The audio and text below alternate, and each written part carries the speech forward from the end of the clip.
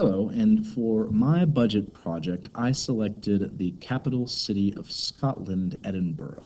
The reason I did that was because I am at heart a history nerd, and Edinburgh is a wonderful medieval city that has old buildings that have stood literally for hundreds of years, while at the same time having a lot of the modern amenities that would be desirable for living in the 21st century.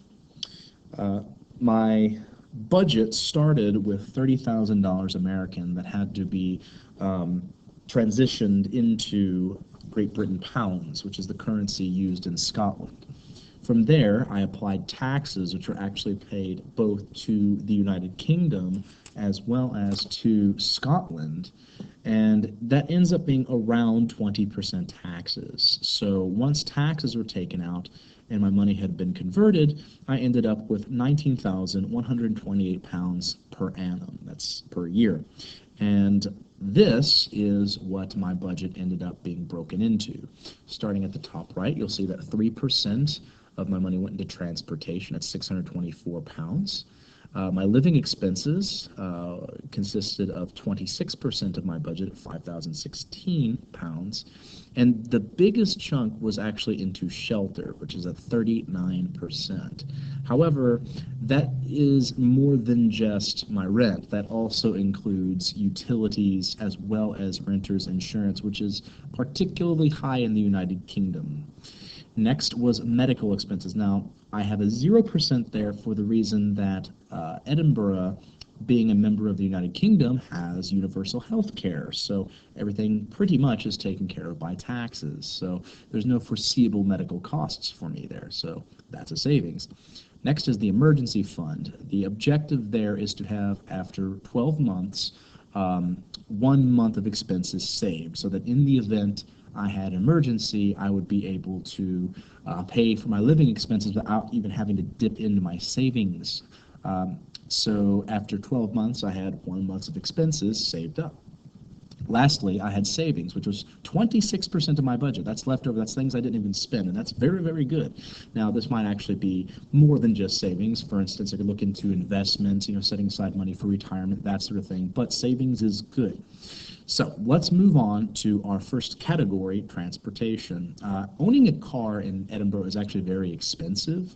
Not only do you have to pay for the car and gasoline and insurance, but you also have to pay additional fees for parking and as well as luxury taxes. So I felt the expense of having an individual car was just not necessary, especially considering how close everything is in the city.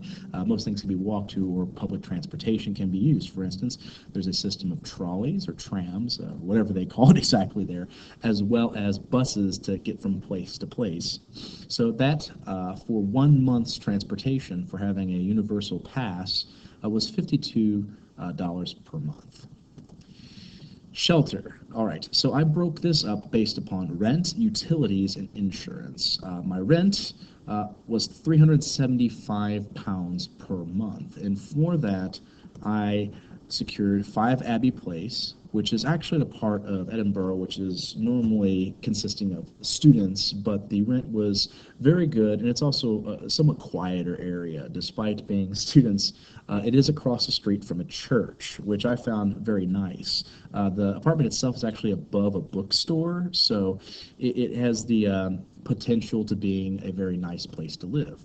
That 375 gets a 1-bedroom apartment with this nice living room, this kitchen, this bedroom, and this view, which, considering the big history nerd I am, is very exciting. Again, as I said, very quiet, very nice. As far as my living expenses go, I spent around £200 per month on groceries because my intention was to mostly eat in. I like to cook. It's something I do. It's entertainment for me. So that's why my money was so great there. And actually, if we go to the left, you'll see that £160 goes into restaurants because I like eating out. So these combined represent a significant portion of my budget. As far as internet connection, I will need that for what I like to do. And entertainment includes not only my expenses for things like internet and all the activities that do that, such as having a Netflix account, but also the expenses of going out to the cinema twice a month, because I am a big movie buff. I like to go to movies, so that is something I would most likely be doing. Otherwise, I'm pretty much a homebody. I like to stay home, so my expenses aren't going to be really, really crazy. I'm not the kind of guy going clubbing, for instance. So the last bit is the cell phone, which is only £10. The internet service provider has an unlimited amount of data accessible. And so I opted for using Republic Wireless for that service. It's a very, very low fee because it uses the internet predominantly. It's a phone that essentially uses a Wi-Fi connection instead of having its own cell network. Now, it can use its own cell network, but the idea is that it's sort of an honor system. Everyone promises not to go over, and in return, the fees are very, very low. So that pretty much concludes my budget. After everything is said and done, I had 5,040 pounds in savings, and that is what you should be doing.